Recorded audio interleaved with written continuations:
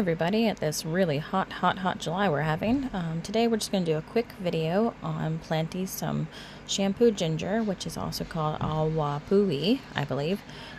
It is a tropical plant that is a relative of both turmeric and ginger. We're going to dig a hole first of all and get that going. Awapuhi, it likes to grow a red pine cone that when you squeeze it, you can save the juice from it. People like to use it for shampoo and conditioner. It's really nice. It smells pretty good. So it was it's hot out, guys. It's just real hot out. So there wasn't a lot of energy today. So just wanted to get something done. And so today's something was digging a hole and planting this poor ginger plant that needed to go into the ground.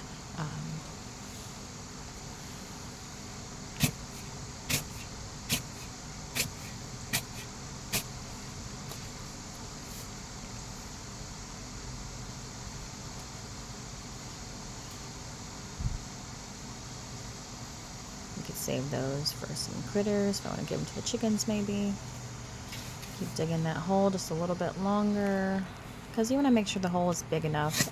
So whatever size pot your plant is in, especially if it's kind of root bound like my plant is, you want to make sure the hole is deep enough and wide enough, especially if you're going to put some fertilizer at the bottom. I put some compost at the bottom of mine, and I want to make sure I have room for all of that. Lug this guy over here and set him down. Hello, big fella. Now I'm going to go get some fertilizer. I have some alpaca poo that we get from some friends of ours who have an alpaca farm. So put some of that at the bottom, and then now I'm going to try to manhandle this thing out of its container. You can see a dead pine cone on the side there. Sometimes it's really tough to figure it out. I'm tugged at it, and I probably messed with it a little more than necessary because it's kind of stuck in there. Eventually I figured out if I just roll it real good and kind of push on the sides a little bit, it loosened enough that I was able to just pop it out.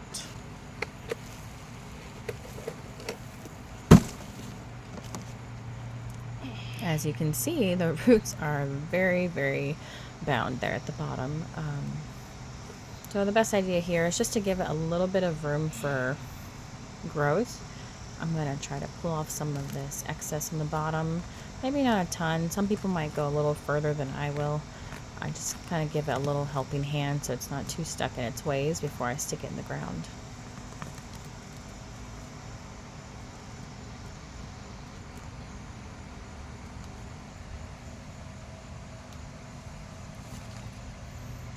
Go, and then I gotta kind of shift it around to figure out how I want it to grow, what direction I think it should be, up or down or sideways, depending on the hole and where we're at.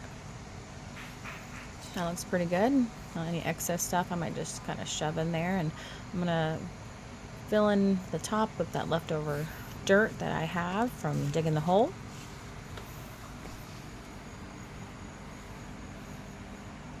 There's my dirt. I'm going to try to put it back in there. It looks pretty good.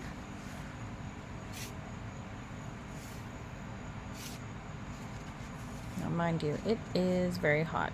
I always think about bringing a towel when I'm outside these days to wipe the sweat from my brow and my neck and all the other things, but I forget. So I guess it's a good thing I wear my apron when I go outside. I like a good garden apron.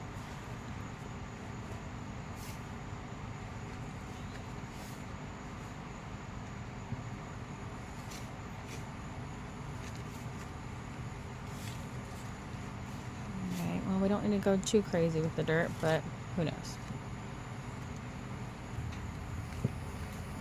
And now I'm going to sprinkle on some more of the alpaca compost that we have. Put that around just to add some life and fertilizer vitality to our beautiful ginger plant that we have here, our shampoo ginger plant. And then last thing we got to do is we just need to water really well. So the first time you transplant something from a pot to the ground, especially when it's been root bound for a while, you should just give it a huge watering. And since we're in July, it's hot. It's real hot. So we definitely need to just keep an eye on this. And so probably every day, unless there's a good rain, which we've been having a lot of good thunderstorms, I will go out there and make sure it gets a good watering. There we have it. There is our ginger plant.